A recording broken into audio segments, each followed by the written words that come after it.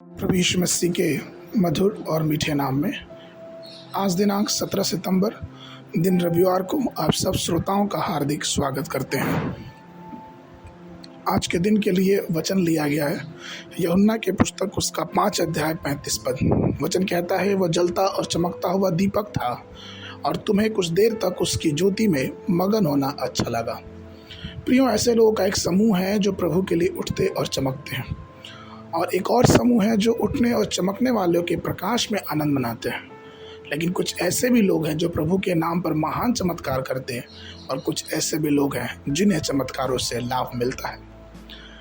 लेकिन दुख की बात यह है कि कुछ ऐसे भी लोग हैं जो न तो चमत्कार करते और न चमत्कारों का लाभ प्राप्त करते, जीवन में सिर्फ दर्शक बन के रह जाते हैं।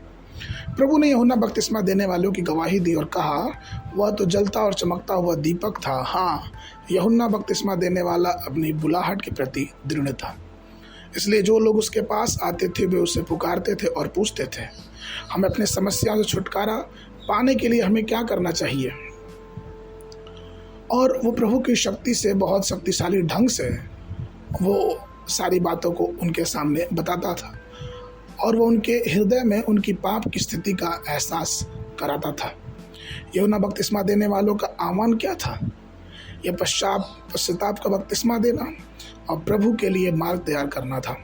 उस आह्वान में के प्रति वो प्रभु की बातों को लेके बहुत विश्वास योग्य था। वो जंगल में रहता, वो भोजन में टिड्डियाँ और मधु खाता। आपने कभी ये नहीं सुना कि उसने बीमारों के लिए दुआ किया या चमत्कार किया या फिर उसके प्रार्थना से कोई बीमार ठीक हुआ। नहीं, वो इसलिए क्योंकि वो अपनी बुलाहट में केंद्रित था, अर्थात जिस चीज़ के लिए वो बुलाया गया था उसमें वो लगा हुआ था। प्रभु ने यूहन्ना के चमकते जीवन के बारे में गवाही दी। मत्ती 11:11 में यीशु ने कहा, मैं तुमसे सच कहता हूँ कि जो स्त्रियों से जन्मे हैं उनमें से यूहन्ना बपतिस्मा देने वाले से कोई बड़ा नहीं हुआ, पर जो स्वर्ग के राज्य में छोटे से छोटा है वो उससे बड़ा है। जब आप प्रभु के बुलावे पे दृढ़ रहते हैं और उसी बात पे लगे रहते हैं तो प्रभु आपको और भी आगे ले जाता है। वर्तमान समय में जिस प्रकार से राष्ट्र में अंधकार है, और ये वो समय है जिस समय आत्मिक अंधकार में ज्योति दिलाने के लिए प्रभु हमें बुलाता है। नीति वचन की पुस्तक उसके 4:18 में वचन कहता है, परंतु धर्मियों की चाल उस चमकती हुई ज्योति के समान है जिसका प्रकाश दोपहर तक और अधिक बढ़ता जाता है। प्रियो, हम इसलिए बुलाए गए हैं कि हम चमकें, हम प्रभु की सच्ची बातों को इस जगत में बताएं। जैसे कि यूहन्ना 1 के नाम में लिखा है कि वह जगत में आने वाले हर एक मनुष्य को प्रकाश देता था, क्योंकि वो सच्ची ज्योति था। पहला पत्र 2 के नाम में वचन कहता है, वो अद्भुत ज्योति है। यूहन्ना 8 के 12 में वचन कहता है, वह जीवन की ज्योति है।